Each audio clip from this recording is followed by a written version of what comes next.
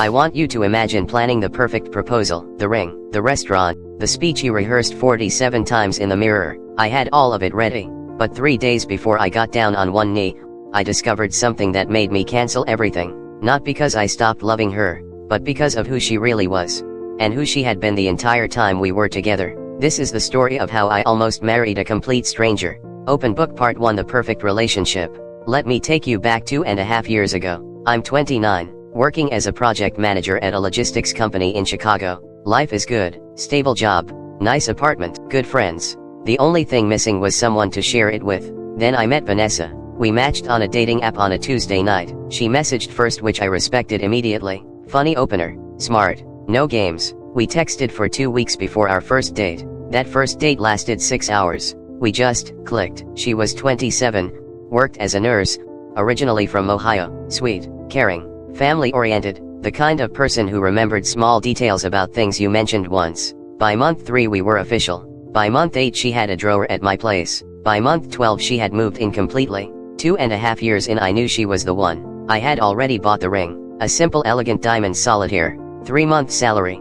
My mom cried when she saw it. My best friend Jake helped me pick it out. Everything was perfect. Or so I thought. Open Book Part 2: The First Crack. It started with a notification. Vanessa had left her iPad on the kitchen counter one morning. She was in the shower. I wasn't snooping. I want to make that very clear. I was just walking past when a message notification lit up the screen. The name at the top stopped me cold. Daniel Redhart. I stood there staring at it for a full 10 seconds. Now look, I'm not an insecure guy. Vanessa had male friends. That was fine, normal, but a heart emoji. I picked up the iPad. I know, but something in my gut told me I needed to see this. The message preview said, "Last night was everything. I miss you already." My stomach dropped through the floor. I put the iPad down exactly where it was, walked to the bathroom door, listened to the shower still running, and went and sat on the couch completely still, for the next 20 minutes, trying to process what I had just read. When Vanessa came out she was smiling, fresh-faced, happy. She kissed me on the cheek and made us both coffee, like nothing had happened. And I smiled back, because I needed to know more before I said a word. Open Book Part 3: Digging Deeper. I spent the next 4 days investigating, not aggressively, quietly. I started paying attention to her phone habits. She had always been someone who left her phone face down. I had never thought anything of it before. Now it felt different. I noticed she stepped outside for certain calls. I noticed she was working late twice in 1 week, something that had never happened before. On day 3 I did something I'm not proud of. I checked our shared phone carrier account online. We had been on the same plan for over a year. It was in my name. I had full access. I looked at her call log. One number appeared over and over again, sometimes twice a day. Calls lasting 45 minutes, an hour, sometimes longer. I googled the number. Nothing came up, so I did something smarter. I texted it from a different number. A friend's phone. Just said, "Hey, who is this?" The reply came back in 2 minutes. "Daniel." "Who's asking?" "Just Daniel." No last name. No context. I sat with that information for another full day. Then I called Jake. Jake had been my best friend since college. He knew everything about my life. He knew about the ring. He knew about Vanessa. I told him what I found. He was silent for a long time. Then he said something that changed everything. "Bro, I need to tell you something." I didn't want to say anything because I wasn't sure. But about 6 weeks ago I saw Vanessa at Carmen's restaurant downtown. She was with a guy. They were holding hands across the table. I told myself maybe it was a cousin or something. I should have told you. I'm sorry. Open Book Part 4: Confrontation Planning. I didn't explode. I know a lot of people would have. Screamed. Accused. Made a scene. But I'm not built that way. When I'm hurt I go quiet. I think. I plan. And right now I needed the full truth. Before I blew up a 2.5-year relationship, Jake and I came up with a plan. Vanessa had told me she was visiting her mom in Ohio the coming weekend, Friday to Sunday. I had been completely supportive as always. Told her to have a great time. Even helped her pack. But this time, I wasn't going to just trust it. I booked a rental car under Jake's name. And on Friday afternoon when Vanessa's Uber pulled away from our building, we followed it. Not to a bus station. Not to the airport. To a townhouse 20 minutes across the city. We watched her walk up to the front door with her overnight bag. The door opened before she even knocked. A man pulled her into a hug. And she kissed him. Right there on the doorstep. Jake put his hand on my shoulder. I didn't say anything. I just took out my phone and took a photo. Then I said okay. Now I know. And we drove home. Open book part 5, the twist nobody saw coming. Here's where the story changes completely. And I mean completely. Because what happened next was something I could never have scripted in a million years. I spent that Friday night and Saturday preparing for the hardest conversation of my life. I was going to end things with Vanessa when she got back Sunday. Calmly. With evidence. With dignity. But on Saturday afternoon my phone rang. Unknown number. I almost didn't answer. But something told me to pick up. Is this Ryan? A woman's voice said. Yes. Who is this? My name is Claire. I think we need to talk. I'm Daniel's wife.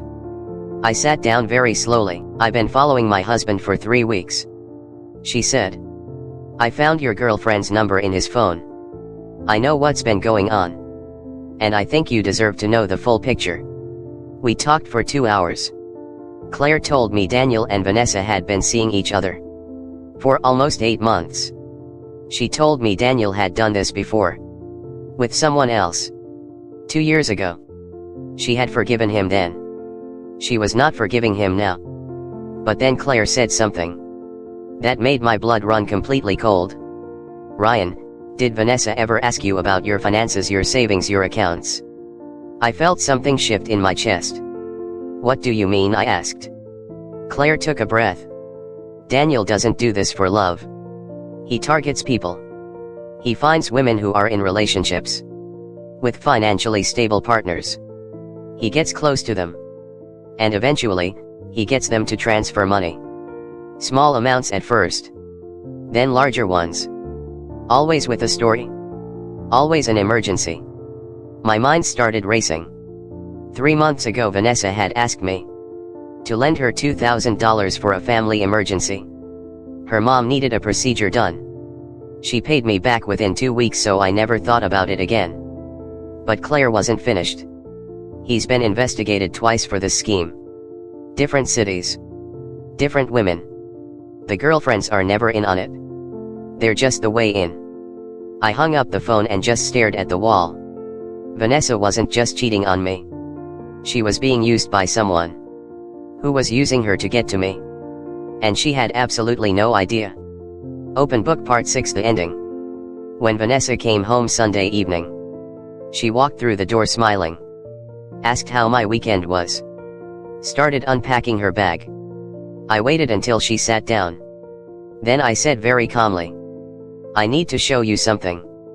I showed her the photo from Friday night. She went completely white. Then I told her everything Claire had told me. About Daniel's history. About the scheme. About the other women. I watched her face go from guilt, to confusion, to genuine horror. She broke down completely. Not the fake kind of crying. The kind where someone's whole world collapses. She kept saying, he told me he loved me. He told me he was going to leave his wife.